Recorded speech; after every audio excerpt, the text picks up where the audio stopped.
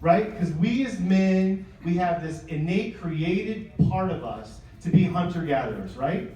It's a pride part of us that we go out, and it doesn't matter what we do. We sacrifice everything about our emotional well-being to provide, right? We have to provide for our family. And so I did exactly what I thought I was supposed to do. The world tells me that I go to school, right? I get an education or I learn a trade, and then I get into my career, and I just miserably work my life away until I'm in my 60s or 70s, and maybe if I'm still alive, if I haven't died yet, I get to retire.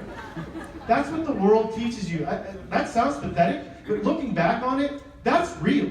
And so, like, I had a good job. We lived an okay life. And I hated every second of it. I hated it. I hated my job. And I hated more what my job made me. What I had allowed. I mean, it's not my job's fault. I hate myself for what I allowed myself to become because I hated my job. I hated it.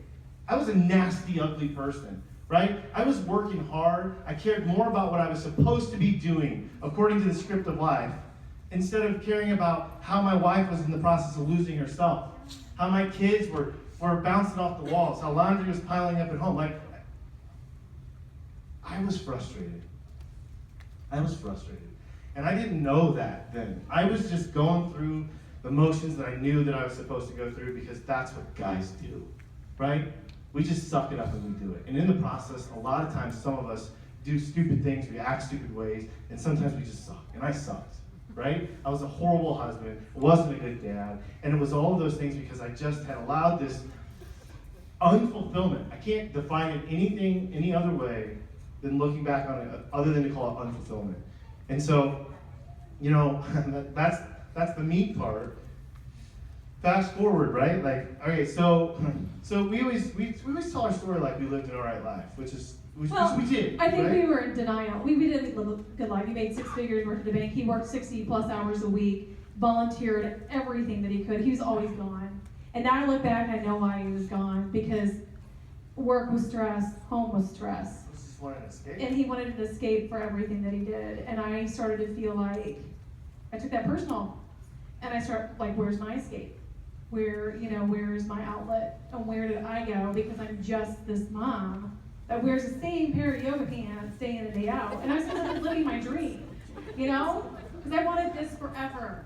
And when I got it, it was just like not quite everything that I imagined it would be. And I can remember those days, especially Sunday nights. I can remember Sunday nights very well.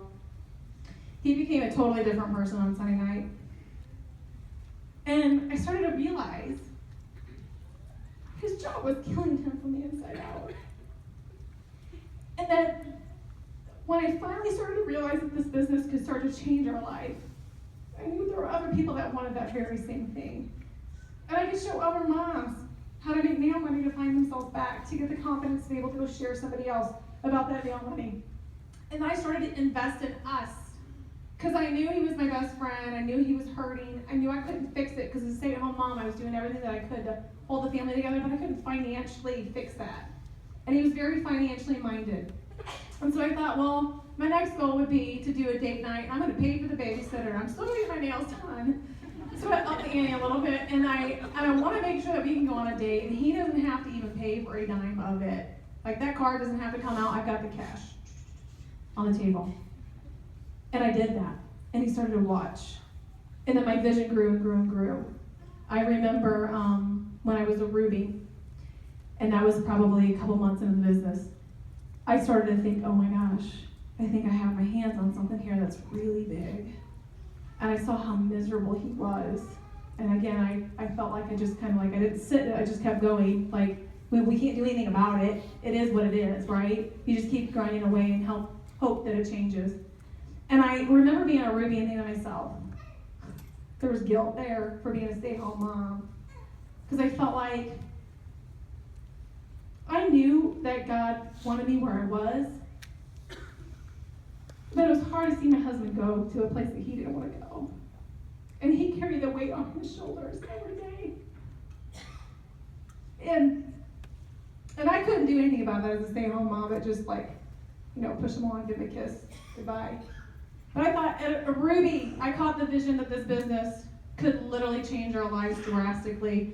I got a call with a leader doing a conference call. Pam was interviewing her, and they announced her paycheck.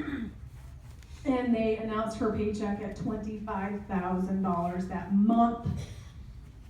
I was a Ruby making like $500. I think my first Ruby check was $423, something like that. And I was like, what? Right then and there, I knew that this business could change my life.